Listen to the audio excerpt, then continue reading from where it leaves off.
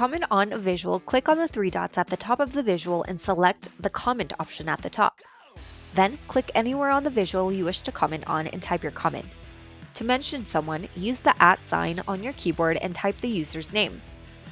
Keep in mind the user must be a member of the same workspace so that they can comment as well.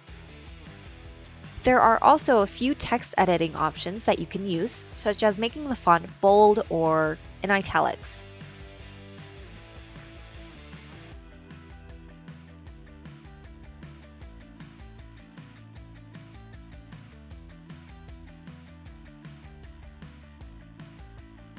You can also include links in your comment. Simply paste the link in the comment.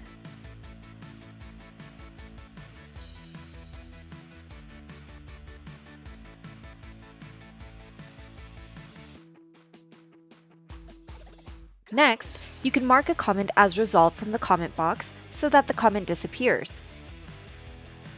To show resolved comments, click on the Resolved Comments box at the top.